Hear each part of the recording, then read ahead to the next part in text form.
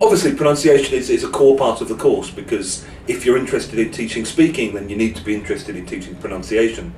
And I've always thought it's a terrible tragedy for students where they've learned a lot of English, but they've learned it basically in written form, and when they come to speak English, people can't understand them. And teaching in a multilingual context, like I do at the university, I see this a lot. And it's sort of heartbreaking, really, where students have put all this effort in and learned all this language, but no one except me can understand them. So I think pronunciation is very, very central. And I think particularly at the lower levels, you need to do a lot of work on developing the motor skills that enable students to be able to speak English clearly.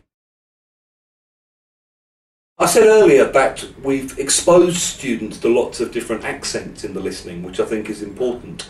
But I think when it comes to pronunciation, what's important is that they have one basic model throughout the course, which is a kind of standard, neutral, educated native speaker model, which they can aspire to. Obviously, we don't expect all students to completely replicate that. It would be completely unrealistic and possibly undesirable to impose that upon students. But I think students need to be exposed to some kind of fixed standard which they can move towards themselves, which will help them become comprehensible to a wide range of people. The way in which we work in pronunciation is twofold. Sometimes we have discrete, separate pronunciation exercises which look at aspects of elision, the way words sound when you join them together when you're speaking. We look at weak forms, we look at, linking between consonants and vowels, we look at word stress, we look at sentence stress, we look at stress within compound nouns. So we have a lot of discrete exercises looking at these things. At the lower levels, we also, within particularly the review sections, we have discrete exercises teaching and developing students' awareness of and ability to articulate individual sound within the phonetic chart. So they're learning the phonetic alphabet to help them study outside of class. They're practicing articulating these kinds of sounds. But also on top of that, we also have a lot of listen and repeat. So if they've learned some expressions or they've learned a grammar structure, there'll be little exercises like this.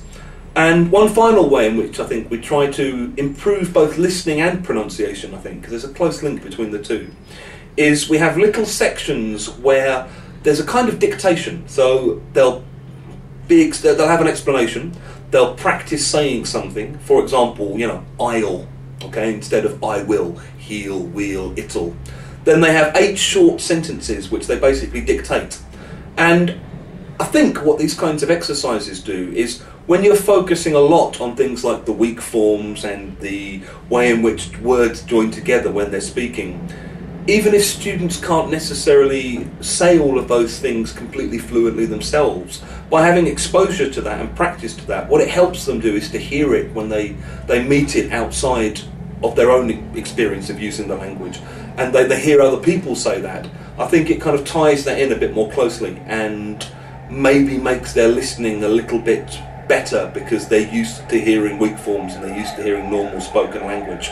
And I think the dictation is one way that we can do that. So it's not a sort of every unit feature, but it's something that we do sometimes to check that they can actually hear the grammar that we've been trying to get them to say, and they can write that down and they can check that against the answers and go, oh, like that, and then try to practice saying that themselves.